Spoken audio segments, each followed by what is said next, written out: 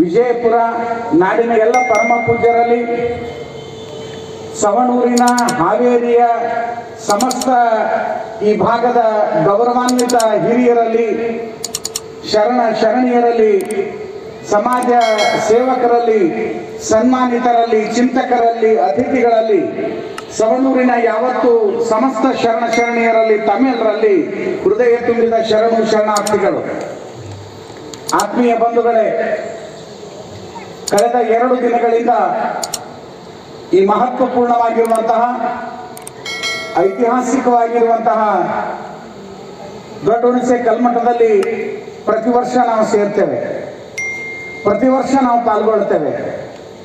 ನಾನು ಅಷ್ಟು ದೂರದ ಗಡಿನಾಡಿನಿಂದ, ಅಥಣಿಯಿಂದ ಬರ್ತೇನೆ, ರಾಯಚೂರಿನಿಂದ, ಗಂಗಾವತಿಯಿಂದ, ಬೆಂಗಳೂರಿನಿಂದ, ನಾಡಿನ ಮೂಲೆ ಮೂಲೆಯಿಂದ ಎಲ್ಲ ಮಹಾಸ್ವಾಮೀಜಿಗಳಲ್ಲಿ ಬರ್ತಾರೆ.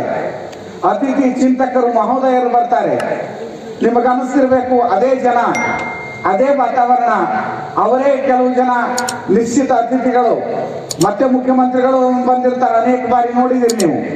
ಆದ್ರೆ ಕಾಯಂ ಗಟ್ಟಿ ಕಾಯಿಗಳು ನಾವೆಲ್ಲ 4-6 ಜನ ಸ್ವಾಮಿಗಳು ಇಲ್ಲಿರುವಂತ ನಮ್ಮ ಸೋಮಣ್ಣವ್ರು ಇರ್ಬೋದು, ನಮ್ಮ ಅನೇಕ ಜನ ಇಲ್ಲಿ ಹಿರಿಯರು ಇರ್ಬೋದು, ತಾವೆಲ್ಲ ಜೊತೆಗಿರ್ತೀರಿ. ಕಾರಣ ನೀವೇ ಇರ್ತೀರಿ, ನಾವೇ ಕೊಡೋದು, ನಾವೇ ಹಾಡೋದು. ಕಾರಣ ಉದ್ದೇಶ ಇಷ್ಟೇ.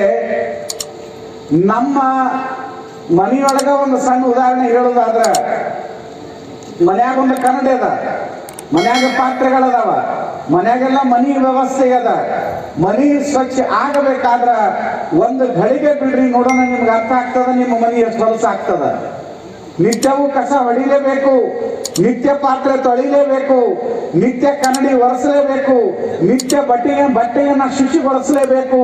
ಯಾಕೆ ಬಟ್ಟೆಗಳನ್ನ, ಪಾತ್ರೆಗಳನ್ನ, ಮನೆಗಳನ್ನ, ವ್ಯವಸ್ಥೆಗಳನ್ನ ಶುಚಿಗೊಳಿಸ್ತೀವೋ ಆ ಮಾದರಿಯಲ್ಲಿ ಭವಿತವ್ಯದ ಬಂಧನದ ಗಡಿಯನ್ನ ದಾಟಿ ನಿಶ್ಚಲವಾಗಿರುವಂತ ಆಧ್ಯಾತ್ಮದ ಪುಣ್ಯದ ಬಯಲಿನಲ್ಲಿ ನಾವು ಸೇರ್ಬೇಕಾದ್ರೆ, ನಮ್ಮನ್ನ ನಾವು ಅರಿತುಕೊಳ್ಬೇಕಾದ್ರೆ, ನಮ್ಮ ಮನದ ಮೈಲಿಗೆಯನ್ನ ತೊಳೆಯೋದಕ್ಕೆ ಒಂದೇ ಒಂದು ಮಾರ್ಗ, ಶರಣರ ಅನುಭವದ ಮಾರ್ಗ, ಶರಣರ ಆಶೀರ್ವಚನ, ಗುರುಗಳ ಆಶೀರ್ವಚನ.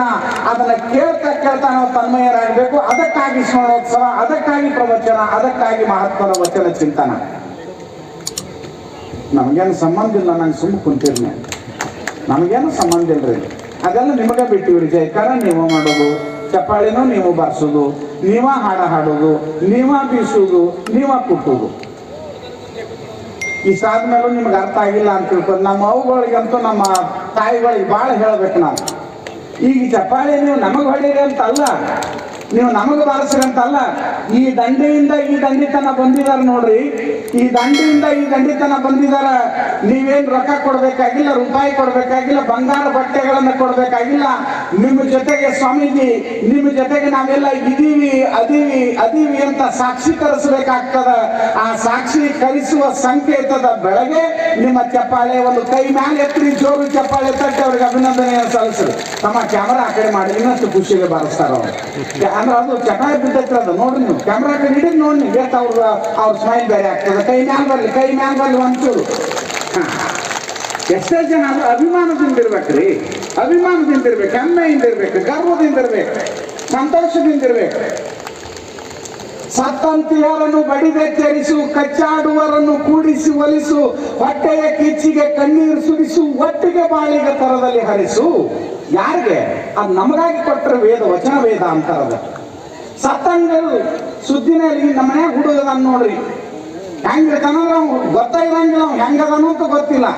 ಸತ್ತಂಗಿರೋದು ಹಂಗೆ ಪ್ರಯೋಜನ ಇಲ್ಲ. ಸ್ವಾಭಿಮಾನದಿಂದವೇ ಏಳು ನೀ ಮೇಲೇಳು ಸಾಧುವೆ, ಹಾಡು ಚಾಗಿಯ ಹಾಡನ್ನು ಹಾಡಿನಿಂದ ಚರಿಸು ಮಲಗಿನ ನಮ್ಮ ಈ ತಾಯ್ನಾಡನ್ನು. ತಾಯ್ನಾಡಿನ ಜಾಗೃತಿ, ದೇಶದ ಜಾಗೃತಿ, ಅವೈಕ್ಯತೆಯ ಜಾಗೃತಿ ಆಗ್ಬೇಕಾದ್ರೆ ಮತ್ತ ಉತ್ತಮ ಬೇಕಾಗಿಲ್ಲ, ಬಸವಣ್ಣ ಬರಬೇಕಾಗಿಲ್ಲ, ಭೂಮಿಗೆ ಪೈಗಂಬರೇ ಬರಬೇಕಾಗಿಲ್ಲ, ಅನೇಕ ಸಂತ ಮಹಾಂತರು, ದಾಸವರೇಂದ್ರ ಬರಬೇಕಾಗಿಲ್ಲ. ಈ ನಾಡನ್ನ, ಈ ನುಡಿಯನ್ನ, ಈ ಸಂಸ್ಕೃತಿಯನ್ನ, ಈ ಪರಂಪರೆಯನ್ನ ಗಟ್ಟಿಗೊಳಿಸೋದಕ್ಕಾಗಿ ಅಭಿಮಾನದಿಂದ ಹೇಳಬೇಕು, ಈ ಪರಂಪರೆಯ ವಾರಸುದಾರರು ನಾವು, ಈ ಪರಂಪರೆಯನ್ನು ನಡೆಸುವಂಥವ್ರು ನಾವು. ಅದು ಬೇಕಲ್ಲ. ನಿಮ್ಮ ಮನ್ಯಾಗ ಒಂದು ಕಾರ್ಯಕ್ರಮ ಮುಗಿದಿರ್ತದ, ಕಾರ್ಯಕ್ರಮ ಮುಗಿದ ಮೇಲೆ ಇಲ್ಲಿ ನೋಡ್ರಿ ಕ್ಯಾಮ್ರಾ ಫೋಟೋ ಹೊಡಿತಾರ, ಆಲ್ಬಮ್ ರೆಡಿ ಆಗ್ತದ, ಟೇಬಲ್ ಮೇಲೆ ತಂದಿಡ್ತಾರ. ಇಟ್ಟ ತಕ್ಷಣ ನಿಮ್ಮ ಕೈಯಾಗ ಆಲ್ಬಮ್ ಬಂತು, ನೀವು ನೋಡಕ್ ಶುರು ಮಾಡ್ತೀರಿ. 1 ಪುಟ ತೆಗೆದ್ರಿ, 2 ಪುಟ ತೆಗೆದ್ರಿ, 3 ಪುಟ ತೆಗೆದ್ರಿ, ಏನ್ ನೋಡ್ತೀರಿ ಹೇಳಿ ನೋಡು, ಕರೆ ಹೇಳ್ರಿ. ಆಲ್ಬಮ್ ಫೋಟೋ ತೆಗಿತೀರಿ, ನೋಡಕ್ ಶುರು ಮಾಡ್ತೀರಿ, ಏನ್ ನೋಡ್ತೀರಿ ಹೇಳ್ರಿ. ಈ ಆಲ್ಬಮ್ ಮನ್ಯಾಗ ನಾ ಎಲ್ಲಿದ್ದೀನಿ ಅಂತ, ಈ ಆಲ್ಬಮ್ ಮನ್ಯಾಗ ನನ್ನ ಫೋಟೋ 1 ಫೋಟೋ ಬಂತು, 2 ಯಾಕೆ ಬಂದಿಲ್ಲ, ಅದು ಉಳಿಕೆದವ್ರ ಕಡೆ ಲಕ್ಷ ಇಲ್ಲ. ಈ ಫೋಟೋ ನಾನೆಲ್ಲಿದ್ದೀನಿ ಆಲ್ಬಮ್ ಮನ್ಯಾಗ. ಕೊನೆಗೆ ನಮ್ಮ ಫೋಟೋ ಸಿಗ್ತದ, ನಮ್ಮ ನೋಡೋ ಫೋಟೋ ಸಿಗ್ತದ, ನಿಮ್ ಮನಸ್ಸು ಅನ್ನಿಸ್ತದ ನಮ್ಮ ಫೋಟೋಗ್ರಾಫರ್ ನಮ್ಮ ಫೋಟೋ ಚಲೋ ಹಾಕಬೇಕಾಗಿತ್ತು, ನಮ್ಮ ಫೋಟೋಗ್ರಾಫರ್ ಇನ್ನಷ್ಟು ನಮ್ಮ ಫೋಟೋ ಬಹಳ ದೊಡ್ಡದು ಮಾಡಬೇಕಾಗಿತ್ತು ಅಂತ ಹಿಂಗ ಅನ್ನೋದಕ್ಕೆ ನಾವು ಭಾವಿಸ್ಕೊಳ್ತೀವಿ. ಈ ಸವಣೂರಿನ ಐತಿಹಾಸಿಕ ದೊಡ್ಡ ಹುಣಸೆ ಕಲ್ಮಠದ ಮಹಾ ಸಮಾರಂಭಕ್ಕೆ ಸಲೀಂ ಅಹಮದ್ ಸಾಹೇಬ್ರವರು ಬಂದಿದ್ದಾರೆ. ಬಹಳ ಪ್ರೀತಿಯ ಅಭಿಮಾನದಿಂದ ನಿಮ್ಮನ್ನ ಸ್ವಾಗತಿಸಿ ಸಾಹೇಬ್ರೆ, ತಾವೆಲ್ಲ ಪ್ರೀತಿಯ ಚಪ್ಪಾಳೆ ಕೊಡ್ರಿ. ಸೇವೆ, ಸಂಸ್ಕೃತಿ, ಭಾವೈಕ್ಯತೆ, ಶರಣ ಸಂಸ್ಕೃತಿ, ಸಮಾಜ ಸೇವೆಗೆ ಹೆಸರಾದವರು ತಾವು. ತಮ್ಮನ್ನು ನಾನು ವಿಶೇಷವಾಗಿ ಅಭಿನಂದಿಸ್ತೇನೆ, ಗೌರವಿಸ್ತೇನೆ. ಕಾರಣ ಇಷ್ಟೇ ಆತ್ಮೀಯರೇ, ಒಂದು ಫೋಟೋ ನೋಡಿದಾಗ ಈ ಆಲ್ಬಮ್ನಾಗ ನಾವೇನಿದ್ದೀವಿ ಅಂತ ನಮ್ಮ ಮನಸ್ಸು ಹೇಗೆ ಹೇಳ್ತದನೋ, ಇವತ್ತಿನ ಸೆಲ್ಫಿ ಕಾಲದೊಳಗೆ, ಇವತ್ತಿನ ಆಧುನಿಕ ಕಾಲದೊಳಗೆ, ಇವತ್ತು ಊಟ ಬಿಟ್ರೆ ನಡೀತದ, ಬಟ್ಟೆ ಇರ್ಲಂದ್ರೆ ನಡೀತದ, ಹೆಚ್ಚು ಕಮ್ಮಿ ನೀರಿಲ್ಲ ಅಂದ್ರೆ ನಡೀತದ, ಮತ್ತೊಂದಿಲ್ಲ ಅಂದ್ರೆ ನಡೀತದ, ಮಗದೊಂದಿಲ್ಲ ಅಂದ್ರೆ ನಡೀತದ, ಕೈಯಾಗ ಮೊಬೈಲ್ ಇಲ್ಲ ಅಂದ್ರೆ ಯಾರ್ದೂ ನಡೆಯಕ್ಕೆ ಸಾಧ್ಯ ಇಲ್ಲ. ಹಂಗ ಅಷ್ಟರ ಮಟ್ಟಿಗೆ ಮೊಬೈಲ್ ಬಗ್ಗೆ, ಅಷ್ಟರ ಮಟ್ಟಿಗೆ ಆಧುನಿಕತೆ ಬಗ್ಗೆ, ಅಷ್ಟರ ಮಟ್ಟಿಗೆ ಆಧುನಿಕ ವ್ಯವಸ್ಥೆಯ ಬಗ್ಗೆ ನಾವು ಮುಡುಪಾಗಿಬಿಟ್ಟಿವಿ. ಅದಲ್ಲಲ್ಲ ಜೀವನ. ನಮ್ಮ ಜೀವನ ನಮ್ಮನ್ನ ಕಂಟ್ರೋಲ್ ಮಾಡ್ತಾ ಇರೋದು ಇವತ್ತಿನ ದಿನಮಾನ ನೋಡಿದ್ರೆ ಅರ್ಥ ಮಾಡ್ಕೊಳ್ಬೇಕು. ನಮ್ಮ ಮನಸ್ಥಿತಿ, ನಮ್ಮ ಭಾವವನ್ನು ನಾವು ಕಂಟ್ರೋಲ್ ಮಾಡ್ಕೊಳ್ಬೇಕು. ದೇಶಕ್ಕೆ ಬೇಕಾಗಿರೋದೇನಿಲ್ಲ. ನಾನು ಬಹಳ ಅಭಿಮಾನದಿಂದ ಹೇಳ್ತೇನೆ, ಬಹಳ ಹೆಮ್ಮೆಯಿಂದ ಹೇಳ್ತೀನಿ, ಬಹಳ ಗರ್ವದಿಂದ ಹೇಳ್ತೀನಿ. ಬಹಳ ಅನ್ಯತಾ ಭಾವಿಸ್ಕೋಬಾರ್ದು ಯಾರು. ನೀವು ಬಹಳ ಜನ ನೀವು ಹೋಗಿ ಕುಂಭಮೇಳದಲ್ಲಿ ಪಾಲ್ಗೊಂಡಿರೋ ನನಗೆ ಗೊತ್ತಿಲ್ಲ, ಅಲ್ಲಿ ಮುಳುಗಿ ಬಂದಿರೋ ಇಲ್ಲೋ ಗೊತ್ತಿಲ್ಲ. ಹಂಗ ಹೋಗದೇ ಇರೋರು ಬಹುಶಃ ನಿಮ್ಗೆ ಕೆಲವರು ನಿರಾಶೆ ಇದ್ರೆ, ಮಹಾಕುಂಭದಲ್ಲಿ ನಾವು ಪಾಲ್ಗೊಳ್ಳಿಲ್ಲ ಅನ್ನೋ ನಿರಾಶೆ ಇದ್ರೆ ನಾನೊಂದು ಮಾತು ಹೇಳ್ತೀನಿ.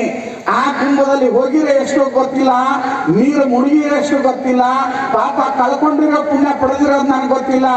ನೆಲ ಒಂದೇ ಹೊರಗೇರಿ ಶಿವಾಲಯಕ್ಕೆ, ಜಲ ಒಂದೇ ಶೌಚಾಚರಣಕ್ಕೆ, ಕುಲ ಒಂದೇ ತನ್ನ ತಾನು ಅರಿದವಂಗ ಅಂದ್ರೆ ನೀವು ಅಭಿಮಾನದಿಂದ ಜ್ಞಾನದ ಭಾವೈಕ್ಯತೆಯ ಸವಣೂರಿನ ದೊಡ್ಡಣುಷೆ ಕಲ್ಮಠದ ಬಸವ ಸಾಗರದ ಮಹಾಜ್ಞಾನ ಸಾಗರದಲ್ಲಿ ಈ ಕುಂಭಮೇಳದಲ್ಲಿ, ಇದು ಜ್ಞಾನದ ಕುಂಭಮೇಳ, ಇಲ್ಲಿ ಪಾಲ್ಗೊಂಡಿರಿ, ನಿಮ್ಮ ಪಾಪ ಪರಿಹಾರ ಆಗ್ತದ. ಅದೇಂಗ ಸ್ವಾಮೀಜಿ, ಅದಂಗೆ ನೀರ ಕಂಡಲ್ಲಿ ಮುಳುಗುವ ರಯ್ಯ, ಮರವ ಕಂಡಲ್ಲಿ ಸುತ್ತುವ ರಯ್ಯ. ಇದು ಎಷ್ಟರ ಮಟ್ಟಿಗೆ ಪಾಪ ಕಳ್ಕೊತಿರೋ ಪುಣ್ಯ ಪಡ್ಕೊತಿರೋ ನಿಮಗೂ ಬಿಟ್ಟಿದ್ದು. ಆದರೆ ಬಸವಾದಿ ಶರಣರು ಹೇಳ್ತಾರೆ, ಜ್ಞಾನದ ಪ್ರವಾಹದಲ್ಲಿ, ಆಧ್ಯಾತ್ಮದ ಪ್ರವಾಹದಲ್ಲಿ, ಶರಣ ಸಂಸ್ಕೃತಿಯ ಪ್ರವಾಹದಲ್ಲಿ ನೀವು ಪಾಲ್ಗೊಳ್ಳೋದಾದ್ರೆ ನಿಮ್ಮ ಬದುಕು ಪಾವನ ಆಗ್ತದೆ. ವಿಚಾರ ಜಾಗೃತಿಯ ಮೂಲಕ ನಿಮ್ಮನ್ನು ನೀವು ಉದ್ಧಾರ ಮಾಡ್ಕೊಳ್ರಿ. ಯಾರು ನಮ್ಮನ್ನು ಉದ್ಧಾರ ಮಾಡೋದಕ್ಕೆ ಸಾಧ್ಯ ಇಲ್ಲ.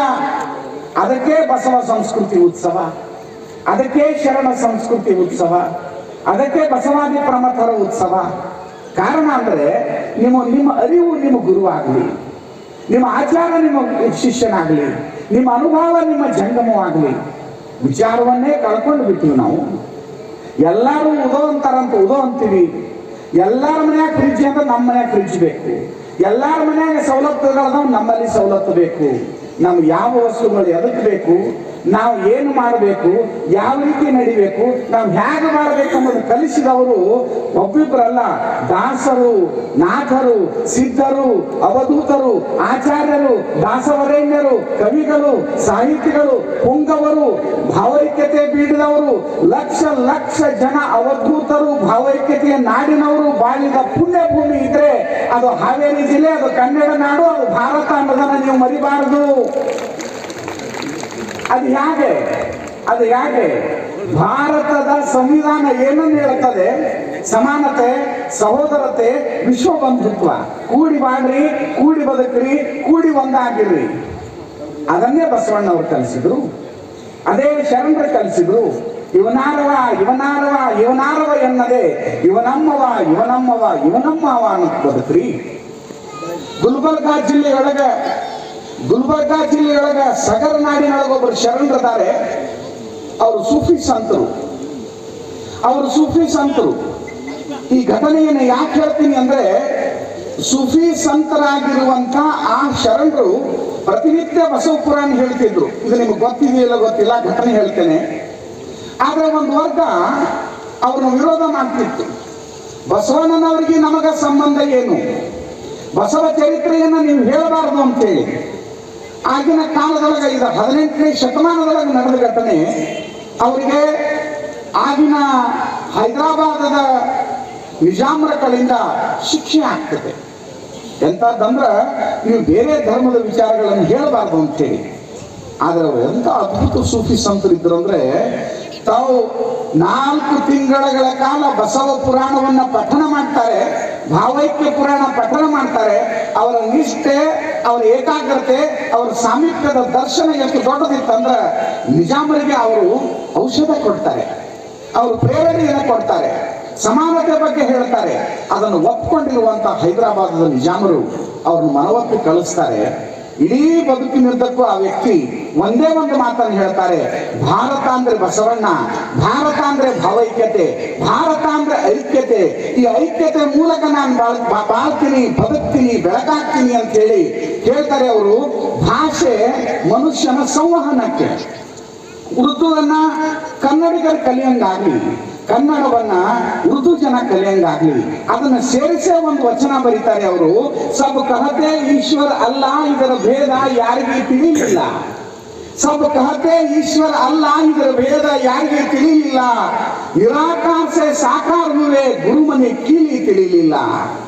ಹಂಬಿ ಪಡತೆ ಹೈ ತುಂಬಿ ಪಡತೆ ಹೈ, ಮಾಡಬೇಡ್ರಿ ಮಾಡಿ ಮ್ಯಾಲಿನ ಶೀಲ. ಈ ಮಾತನ್ನ ಹೇಳ್ತಾ ಹೇಳ್ತಾ ಹೇಳ್ತಾ ದೊಡ್ಡ ಕವನವನ್ನ ಬರೀತಾರೆ. ಆಗಿನ ಜನ ಎಲ್ಲ ಅಭಿಮಾನದಿಂದ ಹೇಳ್ತಾರೆ, ನಮ್ಮ ನಾಡಿನ ಗುಲ್ಬರ್ಗಾ ಜಿಲ್ಲೆಯ ಸಗರ ನಾಡಿನೊಳಗ ಭಾವೈಕ್ಯತೆಯಿಂದ ಬಾಳಿ ಬೆಳಗಿದ ನಮ್ಮ ಗುರು ಅಂತ ಹೇಳಿ ಒಪ್ಕೋತಾರೆ. ಅವರೇ ಈ ನಾಡಿನ ಚನ್ನೂರು ಜಲಾಲ ಸಾಹೇಬ್ ಅನ್ನೋದನ್ನ ನಾವು ಅಭಿಮಾನ ಪಡಬೇಕು. ಭಾರತಕ್ಕೆ ಹೆಮ್ಮೆಯನ್ನ ಗರಿ ಮೂಡಿಸಿದ್ರು ಅನ್ನೋದನ್ನ ನಾವು ಒಂದು ಘಟನೆಯನ್ನು ಯಾಕೆ ತಮ್ಮ ಗಮನಕ್ಕೆ ತಂದೆ ಅಂದ್ರೆ, ಬದಲಾಗಿರೋ ತಮ್ಮ ಬದಲಾಗ್ರಿ, ಕಾಲ ಬದಲಾದಂಗ ನೀವು ಮೊದಲಾಗ್ರಿ. ಬದಲಾಗಿರೋ ತಮ್ಮ ಬದಲಾಗ್ರಿ, ಕಾಲ ಬದಲಾದಂಗ ನೀವು ಮೊದಲಾಗ್ರಿ. ಹೊಸ ನಾಡ ಕಟ್ಟಾಕ ಮುಂದಾಗ್ರಿ, ಜಾತಿ ಪಕ್ಷ ಜಗಳ ಮರೆತು ಒಂದಾಗ್ರಿ. ಕಾಣಲಾರದ ಕೈಲಾಸ ತೋರಿಸಿ ತಿಳಿಯಲಾರದ ಮಂತ್ರ ಪಠಿಸಿ, ಕಾಣಲಾರದ ಕೈಲಾಸ ತೋರಿಸಿ ತಿಳಿಯಲಾರದ ಮಂತ್ರ ಪಠಿಸಿ. ರೊಕ್ಕ ಹಿಡಿತಾರೋ ತಮ್ಮ ನಮ್ಮ ರಕ್ತ ಹಿಡಿತಾರೋ, ಬದಲಾಗಿರೋ ತಮ್ಮ ಬದಲಾಗ್ರಿ, ಕಾಲ ಬದಲಾದಂಗ ನೀವು ಮೊದಲಾಗ್ರಿ. ರೈತರ ಉದ್ಧಾರ ಮಾಡಿದಂಗ ಮಾಡಿ, ಮೂಗಿಗೆ ಇಟ್ಟಿಟ್ಟ ತುಪ್ಪ ಸವರಿ. ಮಂಗ್ಯಾನ್ ಮಾಡ್ತಾರೋ ತಮ್ಮ ಬಲಿ ಹಾಕ್ತಾರೋ, ಬದಲಾಗಿರೋ ತಮ್ಮ ಬದಲಾಗ್ರಿ, ಕಾಲ ಬದಲಾದಂಗ ನೀವು ಮೊದಲಾಗ್ರಿ. ಒಬ್ಬ ಕವಿಗಳು ಮಾತಿದ್ರು. ಜಾತಿಗೊಬ್ಬೊಬ್ಬನ ಸ್ವಾಮಿ ಮಾಡಿ, ಸ್ವಾಮಿಗೊಂದೊಂದು ಪೀಠ ಮಾಡಿ, ಮೆರ್ಕೊಂಡು ತಿರುತ್ತಾರೋ ತಮ್ಮ ಉರ್ಕೊಂಡು ಬರ್ತಾರೋ, ಸಮಾನತೆಗಾಗಿ ಇನ್ನಾದರೂ ಬದಲಾಗಿರೋ ತಮ್ಮ ಬದಲಾಗ್ರಿ, ಕಾಲ ಬದಲಾದಂಗ ನೀವು ಮೊದಲಾಗ್ರಿ. ಇದೊಂದು ಕವನ, ಒಂದು ಅದ್ಭುತವಾದ ಒಂದು ಕವನವನ್ನು ಯಾಕೆ ನಿಮ್ಗೆ ಹೇಳ್ತಾ ಇದ್ದೀನಿ ಅಂದ್ರೆ, ನಮ್ಮ ಉದ್ಧಾರ ನೀರಿನಲ್ಲಿಲ್ಲ. ನಮ್ಮ ಉದ್ಧಾರ ಕೇವಲ ಕಲ್ಲು ಕಂಬ ಕಟ್ಟಿಗೆಗಳಲ್ಲಿಲ್ಲ. ನಮ್ಮ ಉದ್ಧಾರ ನಮ್ಮ ಕೈಯಲ್ಲಿದೆ. ಅರ್ಧರಾತ್ರಿ ಎದ್ದು ಭಿಕ್ಷಾ ಪಾತ್ರ ಹಿಡಿದರೆ ನಿನ್ನ ಬುದ್ಧನೆಂದು ಯಾರೂ ಕರೆಯುವುದಿಲ್ಲ.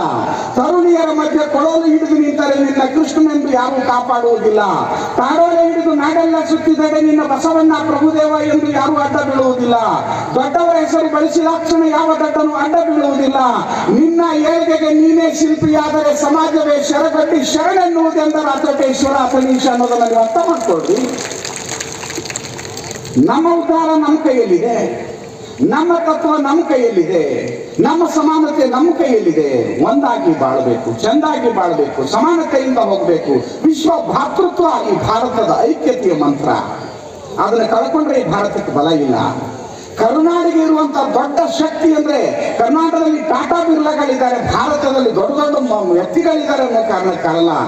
ಬಸವಣ್ಣ ಕಾರಣಕ್ಕಾಗಿ ಸಾಂಸ್ಕೃತಿಕ ನಾಯಕ ಯಾಕಂತಂದ್ರೆ ಹಡಪದಪ್ಪಣ್ಣ ತೆಲುಗು ಬೊಮ್ಮಣ್ಣ ರಾಗ ಸಂಕಣ್ಣ ಮೂಳಿಗೆ ಮಾರಯ್ಯ ಸೂಳೆ ಸಂಕವೇ ಮೊದಲು ಮಾಡಿಕೊಂಡು ಅನೇಕ ಜನ ಕಸ ಹೊಡೆಯುವಂತ ಶರಣರ ಅನುಭವ ಮಂಟಪದಲ್ಲಿ ಮೇಲೆ ತಂದು ಕೂಡಿಸಿಕೊಂಡು ಅಮ್ಮ ನೀನು ಸಾಮಾನ್ಯವಾದ ಮಹಿಳೆಯಲ್ಲ, ಹೆಣ್ಣಲ್ಲ, ಹೆಣ್ಣು ರಕ್ಕಸಿಯಲ್ಲ, ಸಾಕ್ಷಾತ್ ಕಪಿಲ ಸಿದ್ಧ ಮಲ್ಲಿಕಾರ್ಜುನ ಅಂತ ಹೇಳಿ ವಿಶ್ವದ ಧರ್ಮದ ಸಾಂಸ್ಕೃತಿಕ ಇತಿಹಾಸದೊಳಗೆ ಮಹಿಳೆಯರಿಗೆ ದೀಕ್ಷೆಯನ್ನು ನೀಡಿ ಜಗದ್ಗುರುವನ್ನು ಮಾಡಿರುವಂತಹ ಧರ್ಮ ಯಾವುದಾದ್ರೂ ಇದ್ರೆ ಬಸವಣ್ಣ ಕೊಟ್ಟಿರುವಂತಹ ಲಿಂಗಾಯತ ಧರ್ಮ ಅನ್ನೋದನ್ನು ನೀವು ಅರ್ಥ ಮಾಡ್ಕೊಳ್ಬೇಕಾಗ್ತದೆ.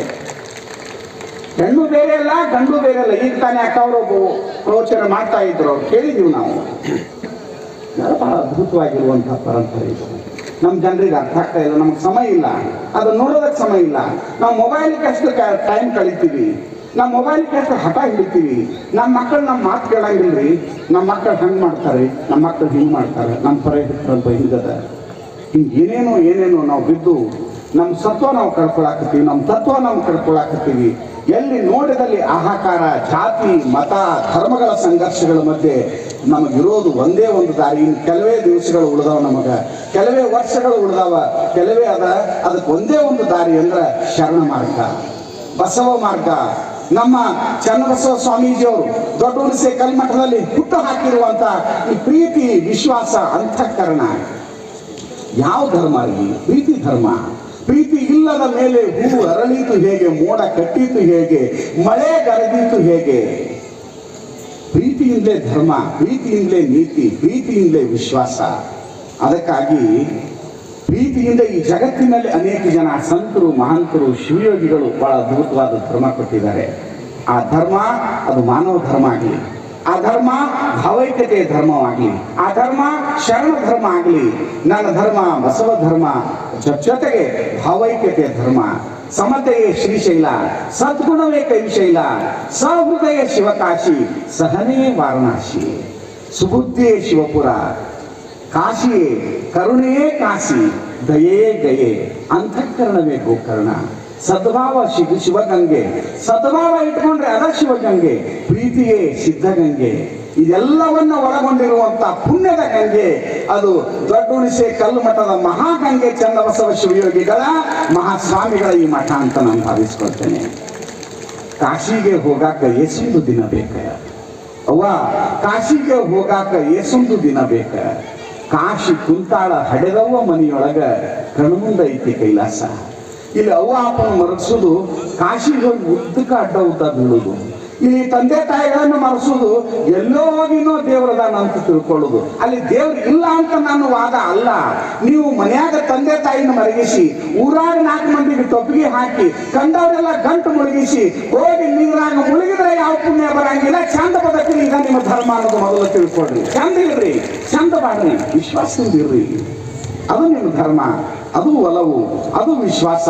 ಅದನ್ನ ನಮ್ಗೆ ರಾಚೋಟೇಶ್ವರ ಕಲಿಸ್ತಾರೆ. ಅದನ್ನ ನಮ್ಮ ದೊಡ್ಡ ಹುಣಸೆ ಕಲ್ಮಠದ ಚನ್ನಬಸವ ಮಹಾಸ್ವಾಮಿಗಳು ಕಲಿಸ್ಕೊಂಡು ಬಂದಾರೆ. ದಯವಿಟ್ಟು ಅಂತ ಪರಂಪರೆಯನ್ನು ಮುನ್ನಡೆಸೋಣ, ಸಾಕ್ಷಾತ್ಕಾರ ಪಡೆಯೋಣ ಅನ್ನುವಂಥ ಮಾತುಗಳನ್ನು ಹೇಳ್ತಾ, ಈ ಆಶಯದ ಮಾತುಗಳನ್ನ ಏನಪ್ಪಾ ಇವರು ಅರ್ಧ ಗಂಟೆ ಮಾತಾಡಿದ್ರು, ಇಷ್ಟು ಜನ ಕುಂತಾರ, ಒಬ್ಬೊಬ್ರು ಅರ್ಧ ಗಂಟೆ ಅಂದ್ರೆ ಇದ ಶಿವರಾತ್ರಿ. ನಮಗೆ ನಾಳೆ ಬರುವ ಶಿವರಾತ್ರಿ ಎಷ್ಟು ಅದು ಬೇರೆ ವಿಷಯ. ಯುಗಾದಿ, ಶಿವರಾತ್ರಿ, ನವರಾತ್ರಿ ಏನೇನೋ ಮಾಡ್ತೀವಿ ನಾವು. ಖರೇ ನವರಾತ್ರಿ, ಖರೇ ಶಿವರಾತ್ರಿ, ಖರೇ ಯುಗಾದಿ, ಖರೇ ಹಬ್ಬ ಯಾವಾಗ ಅಂದ್ರ ಒಳಗಿನ ಆತ್ಮದ ಚೈತನ್ಯದ ಜಾಗೃತಿ ಆದ್ರೆ ಅದೇ ಶಿವರಾತ್ರಿ, ಅದೇ ಯುಗಾದಿ, ಅದೇ ಎಲ್ಲವೂ ನವರಾತ್ರಿ. ಚೈತನ್ಯದ ಪೂಜೆ ನಡೆದಾದ ನೋಡವ್ವ ತಂಗಿ ಅಭಂಗ ಬಂಗಿ.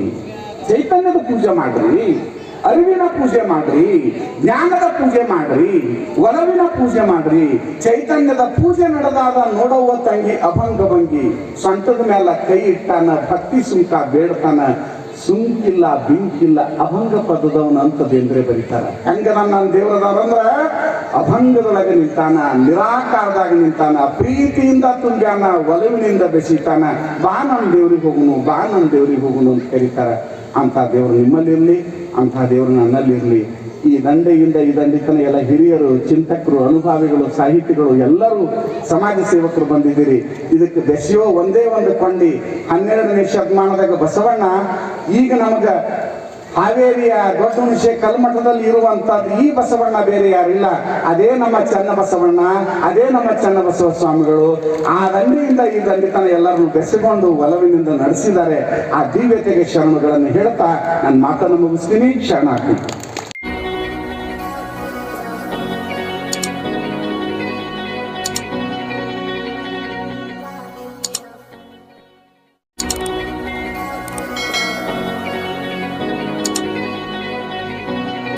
ನಮ್ಮ ಚಾನೆಲ್ಗೆ ಸಬ್ಸ್ಕ್ರೈಬ್ ಆಗಿಲ್ಲ ಅಂದ್ರೆ ಇಲ್ಲಿರುವ ಸಬ್ಸ್ಕ್ರೈಬ್ ಬಟನ್ ಅನ್ನು ಪ್ರೆಸ್ ಮಾಡಿ ಹೆಚ್ಚಿನ ಅಪ್ಡೇಟ್ಸ್ ಪಡೆಯೋದಕ್ಕೆ.